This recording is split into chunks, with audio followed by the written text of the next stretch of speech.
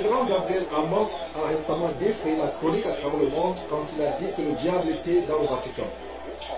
Vous parlez de quelque chose de très réel, n'est-ce pas?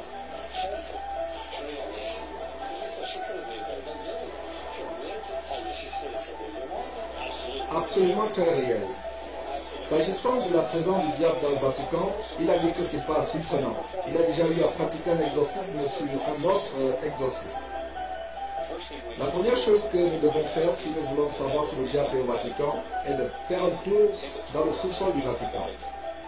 Comme nous arrivons en dessous du Vatican, nous voyons qu'il est établi selon un certain nombre de pièces marquées par des lettres, comme nous pouvons le voir dans cette partie de la carte. Maintenant, nous allons explorer quelques-unes des pièces de cette carte. Commençons par la lettre C, ici. Et comme nous regardons dans cette salle, nous voyons que c'est un mausolée de Lucius Tullius Zettius. Le Vatican explique que cette salle a été utilisée pour des offrandes aux morts. Nous lisons, vue de la façade nord et sol en mosaïque. Dans les coins de la mosaïque au sol, il y a 8 carrés de marbre avec des trous circulaires à travers lesquels les offrandes aux morts ont été versées au cours des rites funéraires réalisés dans la chambre funéraire. Nous avons donc ici une pièce où les offrandes sont faites aux morts. C'est assez commun dans le catholicisme. Maintenant, si nous regardons dans la chambre d'à côté, la salle E, nous voyons là, dans cette pièce, qu'ils ont un vase qui a l'image d'une méduse. Donc ici sur le Vatican, nous avons une méduse. Et puis nous nous sommes posé cette question, il s'agit d'un vase, et pourtant il est conservé sur le Vatican. Cela aurait pu être facilement enlevé. Si le Vatican était une église sainte, on pourrait penser qu'ils auraient pu l'enlever. Vous pensez que dans le sous-sol du Vatican, ils auraient des choses qui sont sacrées au Christ, et non pas des dieux étrangers, non pas des idoles et les images de dieux étrangers. Maintenant, comme nous descendons dans la salle H, nous voyons là que c'est un mausolée qui est l'un des plus grands et des plus luxueux mausolées dans le sous-sol du Vatican à la basilique Saint-Pierre. Il est dit qu'il a été construit au début de la deuxième partie du IIe siècle, pendant le règne de l'empereur Marcus Aurelius, et appartenait à la franchise de l'importante famille Valérie. Et comme nous sommes dans ce mausolée, nous voyons qu'il y a un bon nombre d'idoles de l'ancien empire romain. Et nous nous sommes demandé pourquoi donc garder ces idoles sous la basilique Saint-Pierre. On pourrait penser que s'ils étaient des chrétiens, ils auraient dû enlever tout cela. Je ne peux pas imaginer quelqu'un qui a une véritable église et qui garde des idoles dans leurs églises. Spécialement les idoles païennes, surtout laissées depuis l'ère païenne révolue. Mais ici nous avons dans le sol du Vatican beaucoup d'idoles païennes qui sont gardées sous la basilique Saint-Pierre. Voici une idole.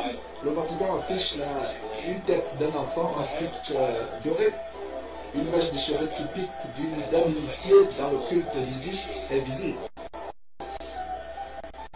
Et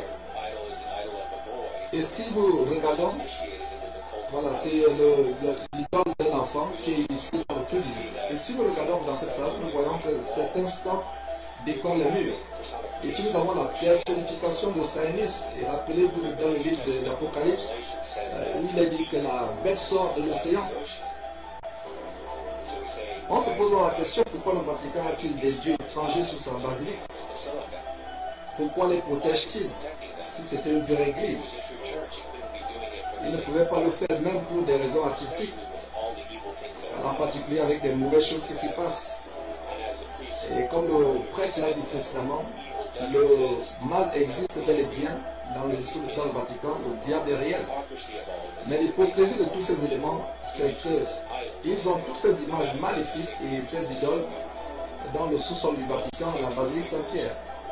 Nous voyons aussi des figures de génies avec les ailes de chauve-souris qui sont également représentées sur les murs. Encore ceci est censé être une église sainte et un saint lieu. Or ces choses sont disposées depuis de nombreuses années. Et comme nous rentrons la tour à côté de la salle, nous voyons les détails de la mosaïque au sol. avec les chars de Mercure et de Pluton. Et cela une référence explicite à la victoire de la mort. Et le retour de l'au-delà, il le décrit comme étant une splendide mosaïque, un son mosaïque, où Mercure est représenté par une calycée avec une aile et des chevilles, et marchant devant un char qui transporte Pluton et sa femme Perséphore. Nous avons donc ici tous ces dieux romains sur le Vatican, des images de dieux étrangers. Mais comme nous passons à la salle suivante, nous comprenons pourquoi il y a toutes ces idoles là-bas. Comme nous passons à la pièce 1, ainsi nous voyons qu'il y a, nous avons dans le champ de tous les champs.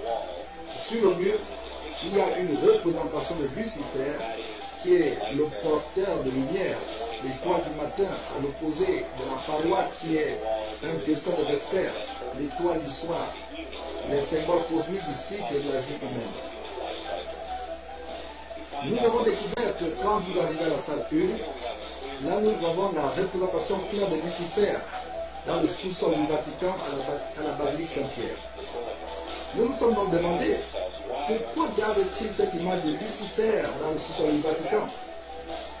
Encore une fois, vous allez penser que si vous êtes une église chrétienne, vous n'aimerez pas avoir une de ces images. Nous savons qu'ils vont dire, oh, nous regardons parce que c'est un patrimoine de l'UNESCO ou quelque chose comme ça. C'est toujours leur excuse. Ils ont enregistré pour l'amour de l'art. Mais pour le vrai chrétien, ce n'est pas une excuse. Car nous savons, si vous donnez la gloire et de la propagande aux fausses divinités, aux faux dieux païens, que faites-vous? Vous êtes en réalité en train de soutenir le royaume spirituel du mal. Cela ne peut pas venir de Dieu.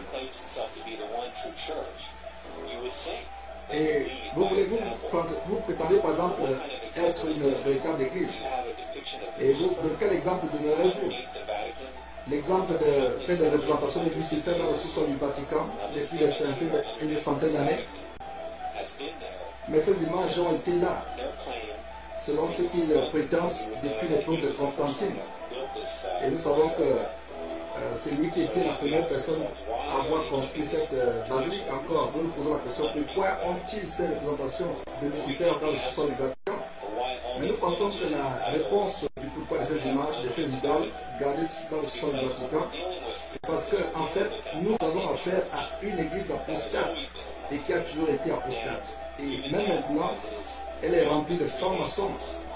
Et nous savons que la raison pour laquelle ils gardent ces choses depuis longtemps, d'ailleurs, ils exhibent ces choses depuis un certain temps sur leur site internet parce qu'ils veulent que les gens voient cela. Ils veulent que les gens voient ce qu'ils sont en réalité. Mais pour les masses qui croient que Rome est toujours l'église pure, ils ne se gênent pas de les tromper en leur faisant croire qu'il y a encore une église chrétienne.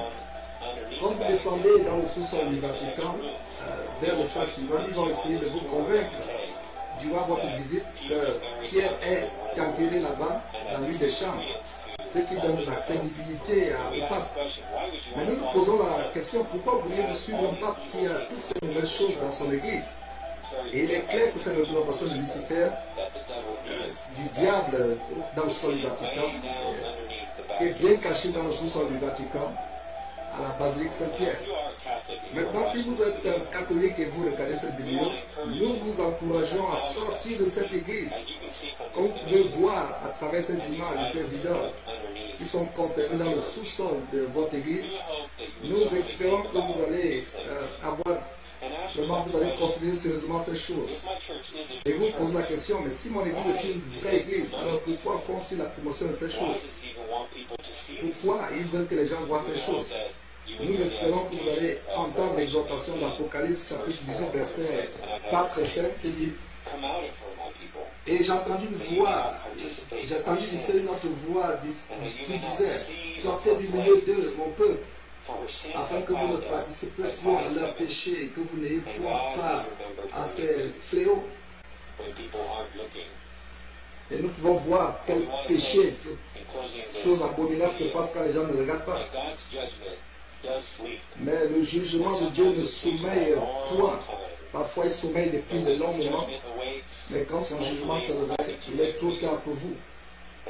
Et notre prière pour vous est d'aller, que vous trouviez un refuge dans la foi en Jésus-Christ et que vous le suiviez et non pas une fausse religion de Rome.